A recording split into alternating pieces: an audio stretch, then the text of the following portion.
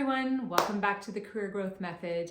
This channel is where I share short, practical training tips that you can immediately go and apply into your work.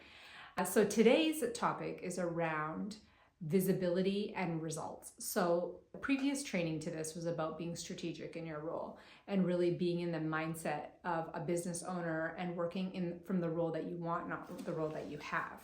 And so what helps with being strategic about your role is knowing where you're at in your role. So one critical piece around leadership and growth in leadership is a practice that I've installed in my own growth, is that tracking my bullet points.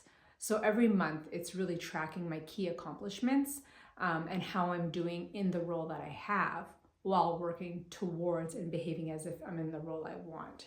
And so I'm going to walk you through why these are important and then how to kind of practically do it. So the first thing is that when you start tracking your results, you start growing your influence internally. You kind of have like an immediate log of what you're working on, what your challenges are, and you also will be able to clearly talk about them when you bump into people from other parts of the organization. So it's nice to have context and it's nice to be specific. So tracking results gives you that immediate specificity and context that other leaders will just love you for, because it will really show that you are engaged in role and impactful in your role, and you will get advocates from it.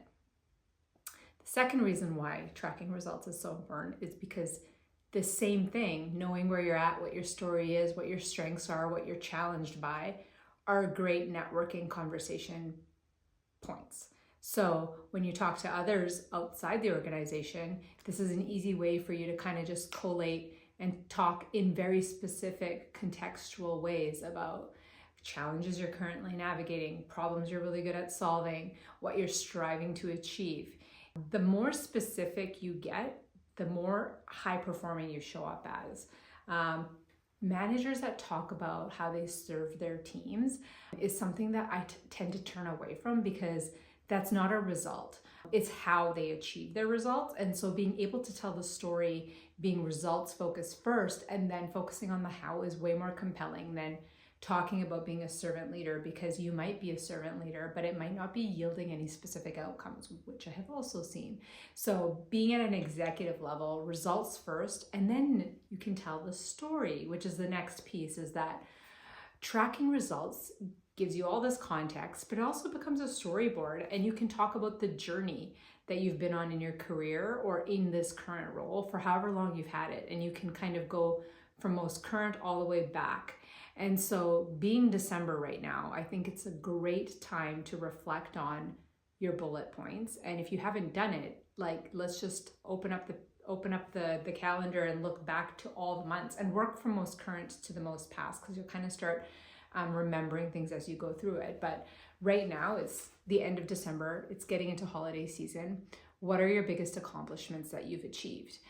And when you track them, you want to track them in 3 categories, because this helps with the context and the richness of the conversations, and also context that you want in your mind about how you're performing. One is your business results, like KPIs, outcomes that are tied directly to your role. How are you doing in them?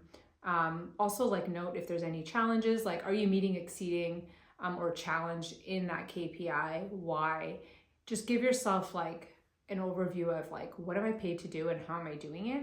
And if there's any challenges or highlights that you want to put in there, put it in there. You might be the top performing for the first time ever, or you might have surpassed somebody who typically overachieves compared to you, or you might have had a worse month than normal in ever. And why is that? And is it because more people were on vacation? All these things matter because they help you work towards that executive type mindset that you want. Like, if you start writing your bullet points as though you were your own leader, that comes into another reason why tracking results is so important, is because you're self-coaching. But I don't want to get off track. So when you track your bullet points, we're going to start with December. And if you haven't done it ever, let's go all the way to January. But you want to track your business results. You want to track your impacts that you've had on people.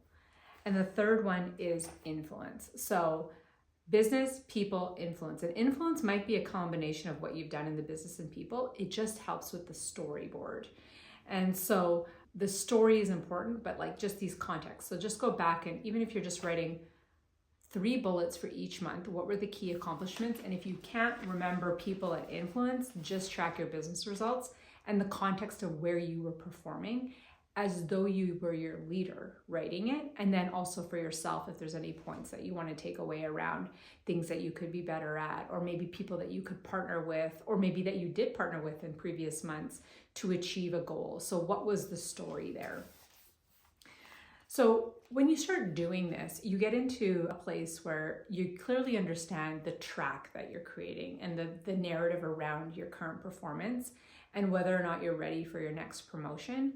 But you also can leverage these insights from your own performance if you want to be vulnerable enough. I share them with my team. I share my commitments that I have to myself and my performance with my team.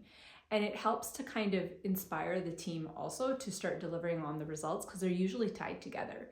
And so it's a good practice if you can practice that vulnerability, is sharing results with your team, how you're seeing your performance. And then it goes back to also something else we talked about before, is receiving feedback proactively.